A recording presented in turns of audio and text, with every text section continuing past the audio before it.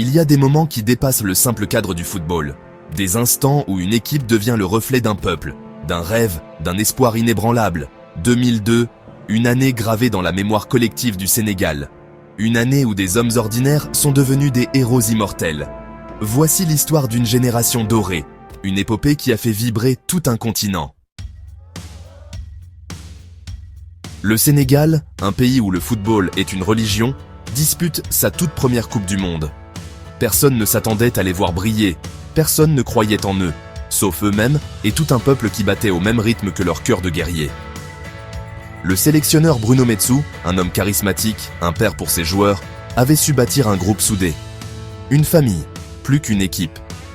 Avec des joueurs talentueux, El Hadji Diouf, Kalilou Fadiga, Henri Camara, Tony Silva, Aliou Cissé, ils étaient tout prêts à défier le monde. Et le destin leur réserve un premier combat digne d'un film. La France, championne du monde en titre, premier adversaire du Sénégal. 31 mai 2002. Séoul. Un silence pesant avant le coup d'envoi.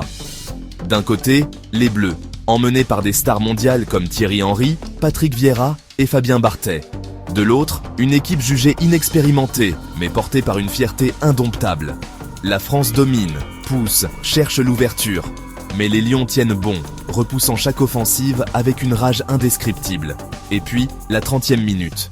Un éclair. El Hadji Diouf s'échappe sur l'aile gauche, feinte son défenseur et envoie un centre parfait.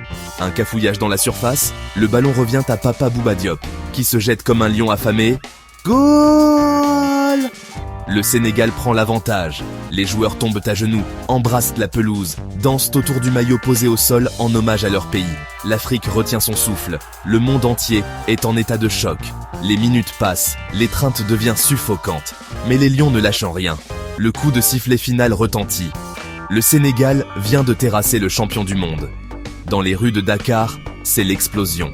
Des larmes, des chants, des drapeaux flottant sous le vent de l'histoire. Une nuit blanche pour célébrer l'exploit. Mais les Lions ne sont pas venus au mondial pour un seul exploit. Leur faim est immense, leur soif de victoire insatiable. Un match nul contre le Danemark, 1-1, avec un but de Salif Diao. Puis une bataille épique contre l'Uruguay, 3-3, où les Lions mènent 3-0 avant d'être rejoints, mais résistent avec le cœur d'un peuple tout entier derrière eux. Et puis, les huitièmes de finale. Le Sénégal face à la Suède. Un combat acharné. Les Suédois ouvrent le score.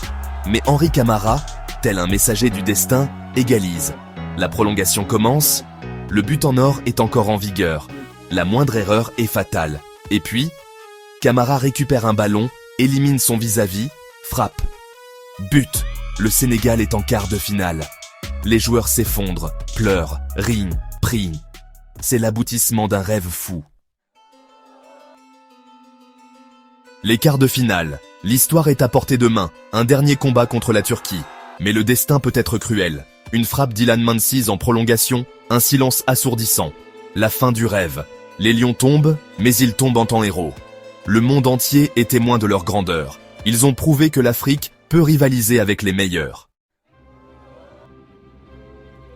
Ce n'était pas qu'une Coupe du Monde. C'était une révolution. Une leçon de courage, de détermination, d'amour pour son pays. 2002 n'est pas juste une année dans l'histoire du football sénégalais. C'est un héritage qui vit encore dans chaque jeune qui tape dans un ballon, dans chaque rêve de grandeur porté par ce peuple.